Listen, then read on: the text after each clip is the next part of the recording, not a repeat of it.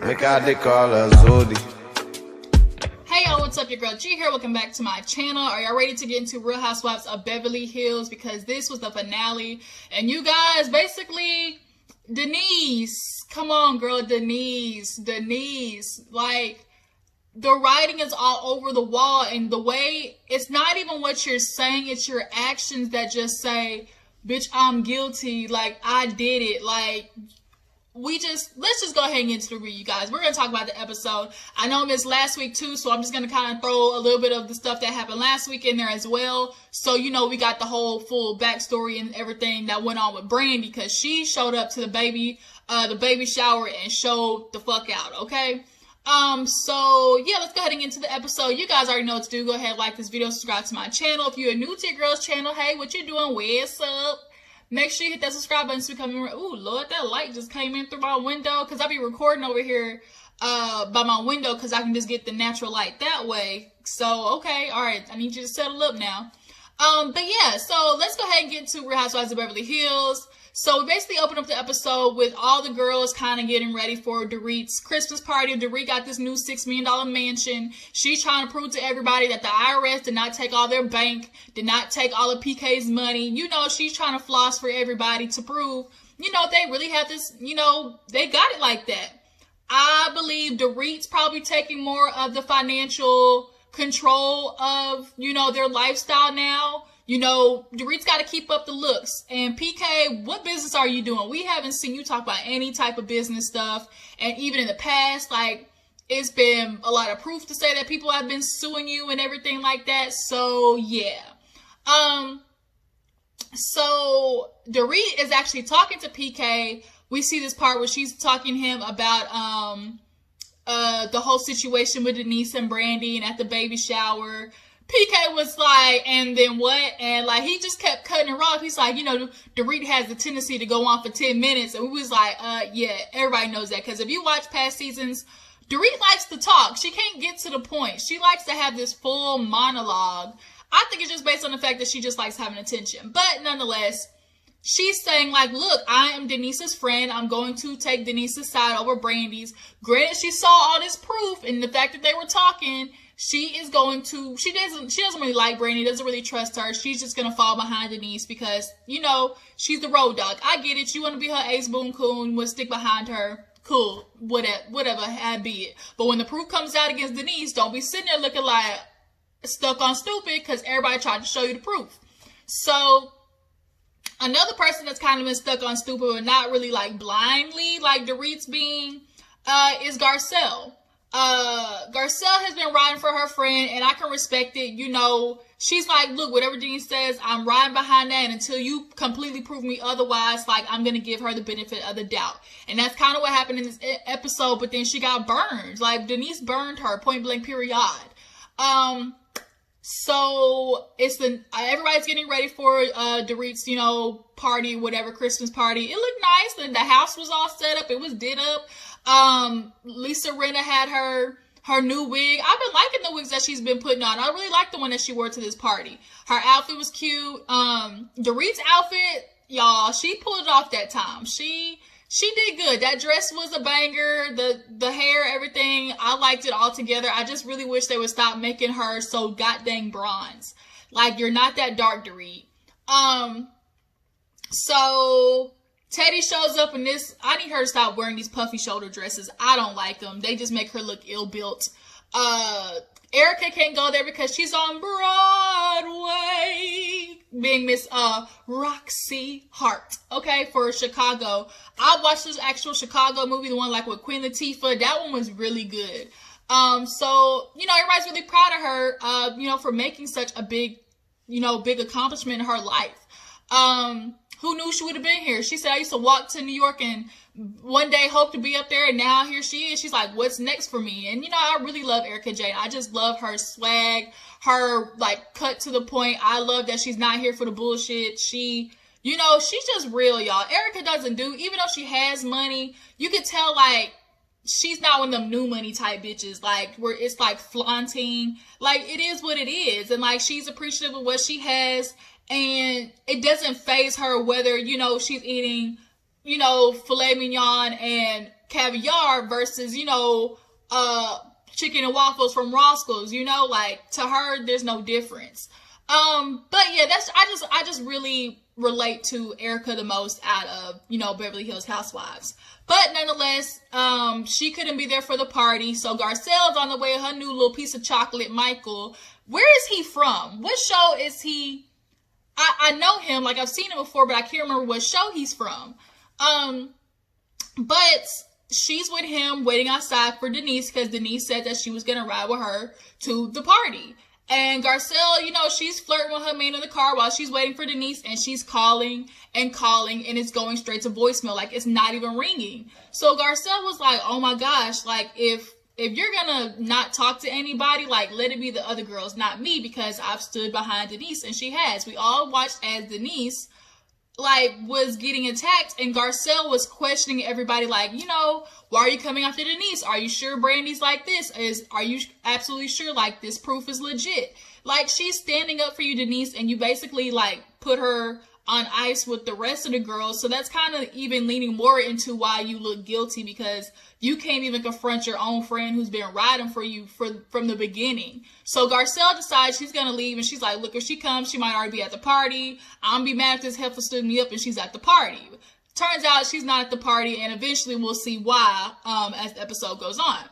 So Garcelle shows up, and Lisa Rinna had barely talked to Denise, but she just knew that Denise actually, I think, texted her saying that she was going to ride to the party with Garcelle. So when everybody sees Garcelle pulling up, you know, solo dolo, and Denise is nowhere to be found, it's like, oh my gosh, here she goes again. Denise is pulling her same, you know, magic trick, oops, bada, disappear, like, where she at. She doesn't really want to confront the situation. And so that's leaving everybody else, like, for one, pissed off, and two, like, if you sign up to be a part of this reality TV show, the good or bad, you just have to show your life. And that's what you sign up for. That's what you get paid to do. And I understand there's some stuff that you keep, you know, private. But when you sign up to be a part of Real Housewives, you literally sign up to give away at least 75-80% of your life. And unfortunately, Denise, you having sex with Brandy kind of qualifies into that 80% that you got to show, because Brandy brought it to the show, you know? So, I mean, I guess y'all shouldn't have been coochie bumping. Like, that's just how it is. Especially Brandy, of all people. Everybody knows Brandy is the talk. Like, if you want somebody to run their mouth, you go to Brandy Glanville. That's just, everybody knows that. She gets drunk, pops her pills, and starts talking. Unfortunately, that's, you know, her like, reputation. And I actually kind of like Brandy, her personality, but she can be a little rough around the edges sometimes. Like, she's kind of somebody that you kind of got to keep at arm's length, but she's still fun to be around. She has those, you know, those type of personality traits, you know? But nonetheless, everybody sees Denise is not there. Dorit's like, well, I texted her. She said everything was okay. She's not showing up. They tried calling her. It's going straight to voicemail. So even the producers are like, dang, Garcelle, like, is she not even going to message you? So the party goes on. Sutton shows up in her, was that Dolce & Gabbana? Was that Dior? She loves kind of wearing these, like, very vintage, like, Sistine Chapel type dresses. I know they're expensive and I know they're name brand, but sometimes name brand doesn't mean it's cute. You know, like, I just feel that way. If I can get something that's cuter at Walmart for $10, but I'm paying for the name and it's Dior and it's $10,000, if it's ugly, the ish is ugly. Like, that's just what it is. But Sutton, she, you know, she's kind of hit or miss. But for the most part, Sutton came in with this dude. I guess she's dating him, the boyfriend. I don't know where they met, but, you know, she's been with him most of the time she comes to the parties. So, Faye Resnick was there. Everybody's talking to Garcelle, and they're like, okay, what's going on? She's like, I've been calling her. She left me, and she's like, I'm kind of feeling offended because I get why she would ice y'all bitches out, but, like, I've been riding for, you know, Denise, and all the other girls are like, yeah, like, we're just kind of shocked that she kind of left you in the wind. So, Dorit does, like, this, like, mentalist thing, have some dude who's, like, a real, they do, like, kind of what's that show called with the mentalist? Is it like Psych? Is it one of those shows? One of those shows where, you know, people who can do like the mind tricks and stuff or whatever. He was there at the party. He was doing a couple of stuff, making cigarettes float and all that type of stuff. But after that, Kyle, Garcelle, Lisa Rinna, all the girls are sitting down, and out of nowhere, first of all, we're gonna talk about how Garcelle noticed that the food server again. That was at Kyle's party. Everyone's like, "Oh yeah, Garcelle, you noticed him again. Like, what you trying to say, Garcelle? Like, is Michael not doing the trick?" Like, he was sitting there smiling, and they was giving each other the eyes and stuff like that. I was like, Mike just want to have to slip his number under that little glass that he hands you next time. But Michael was there. He actually was talking to Sutton's boyfriend about, oh, you know, we were talking about rings, you know, it's rare that you just kind of get that feeling with somebody that just feels right. I thought, you know, they were in it for the long haul, but at the end of the episode, they said Garcelle put that kaput, okay? But as they're sitting down, Denise says something about Camille end up reaching out to, I mean, not Denise, Lisa Rinna said something about Denise reaching out to Camille or Camille reaching out to her, and it's like, wait a minute, why? You ever notice how Camille's always like at the edge, and it just kind of seems like she's trying to like skirt her way back into the show low key, but she's reaching out to Denise even after they've had problems. And I've noticed that Camille always gravitates toward the person that's on the outskirts, and she becomes either their friend or their ally, and she tries to do all the rah rah rah for them. And I don't know if she subconsciously is doing it or if she's strategically doing it. But nonetheless, Denise is talking to her about, oh my God, they don't want to believe me. I can't believe they're playing me like this. They're allowing Brandy to, you know, spew lies and be slanderous. And Camille, of course, is like, oh, you know, they've done that to me. You know, I've been on the other end of that, and I understand, you know, these girls can be vicious. And it's like she's always trying to relate to somebody on the fact that the other women are supposed to be bullies or something like that. And it's like, Camille, you're not really that innocent half the time, because you just be saying stuff just to get in to fit in. But when they hear that, it's kind of like, okay, is Denise on that bull stuff again? So as they're talking, Garcelle was like, who's that tall blonde walking in?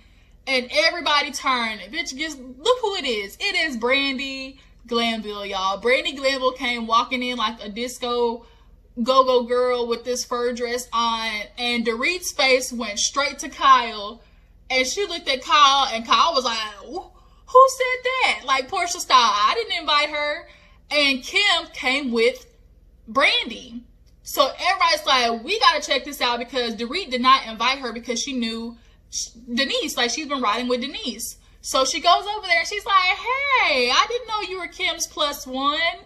And she was like, yeah, girl. And she hugs her. And you could tell she didn't really want to be like, you know, you weren't invited. Like, bitch, you can't sit with us. This is the cool kids table. But everybody's talking to her like, you know, what's going on?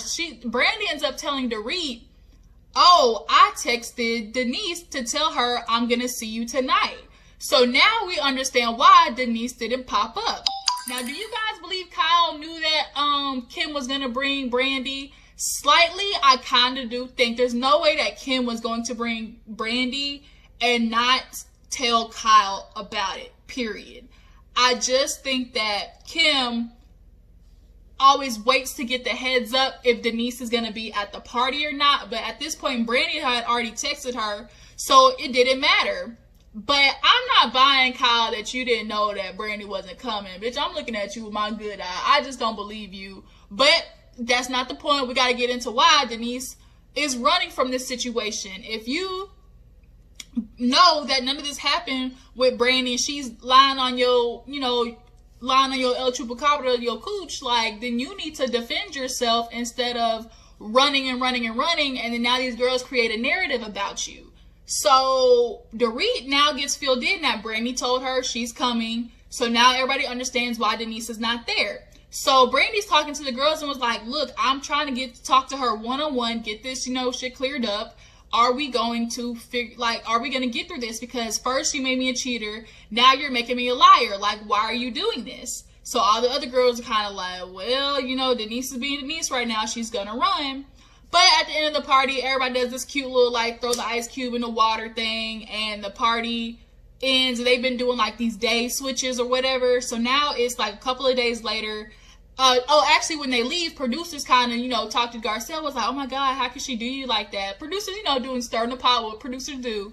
And she's like, I don't know why she would do me like that. So then 2 days later, Garcelle meets with Lisa, Rinna, and Dorit to talk about, obviously, the situation. I think at this time, did the cease and desist letters go out yet? No, I think they went out after that. But they're talking about how Denise had texted producers and said, oh, it was a family emergency. Well, Dorit was like, I just got a text message saying, hey, sorry I couldn't make it, catch up another time. And so Dorit's like, what the hell? Like, you can't just send me a blanket text message talking about, oh, sorry I couldn't make it. Like, there's some splaining you gotta do because you told me you were coming.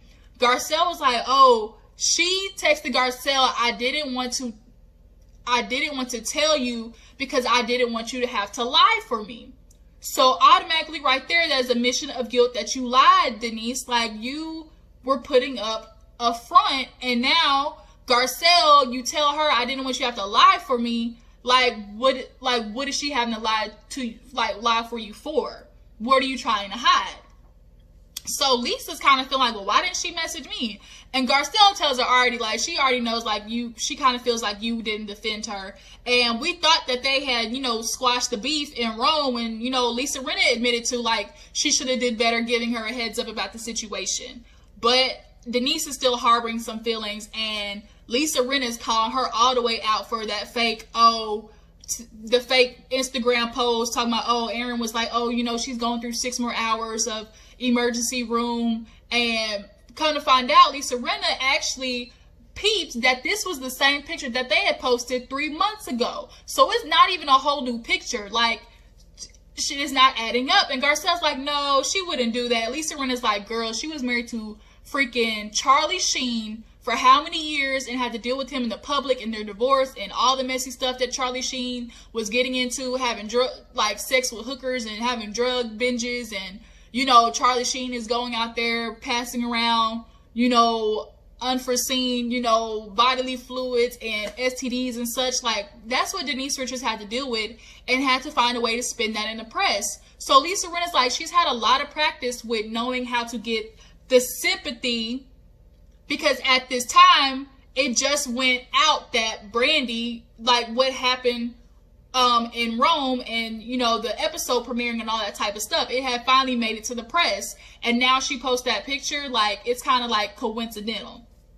So Garcelle was like, yeah, I'm having a problem with her too. Like, she's like, hey, let's meet up. And they do a flashback. Garcelle's waiting on her, and Denise hits her with the, oh, I'm not gonna make it in time. Yeah, I thought, you know, I would have been able to come out here later, but things are going a little late. I'll meet you another time. Maybe we hang with our men. Garcelle was like, bitch, I already Drew got here. Like, she's been doing Garcelle really dirty, y'all. And that's just not fair to her. Like, I feel like, Garcelle, girl, if I've been riding for you, like, I expect you to ride for me back hard. Especially when you can tell Garcelle knows that Denise has been spinning a whole bunch of BS.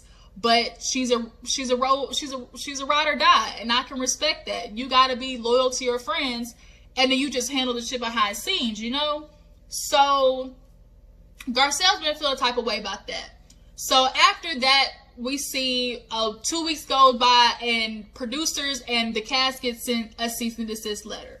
So at this point, it's like, it's obvious Denise is basically doing, you know, recon. She's trying to go through and eliminate any type of existence of this situation. So she ends up calling Lisa Rinna to tell her, hey, I want to talk. You know, I know things are kind of awkward with Tina's. Lisa Rinna told her, look, you're not going to come over here and guilt me. Denise said, I'm not coming for a therapy session, Lisa Rinna. She's like, girl, come with an open mind and be honest. That's all we need. So she tells Aaron she's going over to Lisa Rinna's house. She makes it over there, and Lisa, you know, they hug. They have a good hug. You can tell there's a genuine friendship there. It's just that Denise is upset that nobody's buying her BS. Like, don't you hate when people do wrong, and then when you call them out for doing the wrong, like, they get mad? Like, how are you getting mad that I'm calling you out of your shit? Like, you shouldn't have been doing it in the first place. So, they sit down. Denise is doing that. Oh, you know, Lisa, so glad to see you. I really miss you. Lisa's like, I do too. she's like, you know, where do we go from here? Like, what's going on? And Lisa's telling her, look, I don't know what to believe, Denise. Like, I want to be a good friend to you, and I feel like I have, but, you know, what do you want me to say? Why didn't you show up to Dorit's party? She's like, oh, you know, I knew, oh, she asked, did you know Brandy was going to be there? She's like, no, I didn't know who was going to be there. Come to find out, Denise knew. We all knew.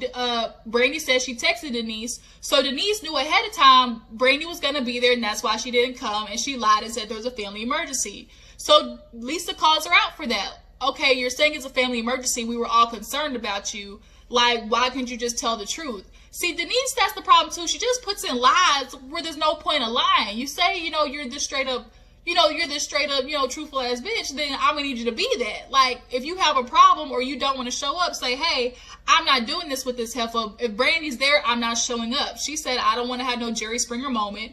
So then that's what you say to the other girls. Like, they can respect that more, and that's what Lisa's telling her. They just want honesty.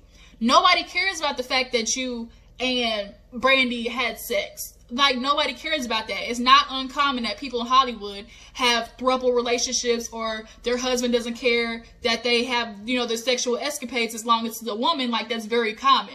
But it's just like everybody got wrapped up into it, and nobody can get out of it until you tell the truth, Denise. So she's like, why don't you believe me? She's like, I saw these long ass text messages, girl. Like, you and Brandy have a relationship. She said she only saw Brandy 4 times. That part might have been true. The first 2 times could have led up to 3rd and 4th time being a little extra friendly. And that's how, you know what? Yeah, you might have only seen her 4 times. But the text messaging in between seeing each other those 4 times, those clearly express a very intimate relationship with you and Brandy. And that's why Lisa is digging her heels in and saying, look, Denise, I want to be there for you, but I can't change the fact that I'm seeing this information in front of me. I'm not going to be no dumb bitch. Like, I see the information. I'm just supposed to ignore it because you say it's not true. Like, everybody, like, you want to defend your friend, but when your friend is in the wrong, like, dude, don't you have an obligation to tell them, hey, like, you lying. Like, hey, like, I know you're not right now. Do you do it behind the scenes? Do you do it in front? Like, I feel like you're supposed to pull your friend aside, not in front of everybody else and embarrass them, but just say, like, hey, look, like, get it together. Be honest. Like, we don't care, but you're messing it up for everybody else. So then she's like, oh, why didn't you just call Brandy and, like, cut it out? Why don't you just tell Brandy, like, why are you lying on me? Oh, that's not how I wanted to handle it. I handled it a different way. So she's like, what, you sent a cease and desist? And Denise didn't want to say it. So she's kind of like, she's like, oh, so you want to get rid of the footage too? Denise was so mad, looking at her like, bitch, who told you? Who told you? Lisa killed me with that, ooh, you're so angry. That's just shit that, ooh, you're so angry. She got me with that. Denise is like, you're playing dirty. She's like, no, I'm not. Who's really playing dirty here? If anybody's playing dirty, it's you, Denise. Like, you show up, start mess, leave, don't want to confront everybody. You're allowing Brandy to spew the hateful, you want to call slanderous, but is it slanderous if it's true? I mean, I've never been a lawyer or nothing, but I've seen enough, you know, headlines and backstories to know it only can be considered slanderous if the shit is false. So, okay, Denise, it's time for you to start proving that it's false. And then she killed me with this, oh, I really got text messages with Brandy and Lisa Rinna, and I'm sure neither of them would want me to release it. I'm like, oh, so you threatening hoes now. Oh, okay, Denise. Now you're really starting to show your true colors. Now you're really starting to see like you're a liar. And that's just how it's going to be. So basically they have to agree to disagree. Lisa knows this is where their friendship comes to a head. And where do we go from there? And that's kind of, oh, we basically end there. And the girls go to Erika's thing in Chicago. And we just kind of see like the ending of everybody's story. But it's like, dang, Denise, like, dang. Okay. So after this season, you guys, tell me what you feel about it. Who do you believe? Do you feel like Lisa Rinna's been a good friend? Do you feel like Denise did Garcelle dirty? Should Garcelle quit riding for Denise after everything she did? Y'all let me know in the comments. Real quick, too, I got a quick question. You know, guys, I've been doing, like, Daily Squeeze and more reporting, like, you know, on the entertainment, gossip, or whatever. And I typically haven't been doing those as much because I've been trying to keep up with the reviews for the show. Which do you prefer? Would you rather me, talk more about, entertainment, political stuff, like try to get that out first and just do the reviews later? You're okay with those being late, or do you want me to stick to having the reviews on time and kind of spilling, the juice about, my Daily Squeeze episodes, having those be later? Y'all drop down in the comments, let me know. I appreciate you for tuning in. Before you go, make sure to like this video, subscribe to my channel. I'll catch all you hoes later.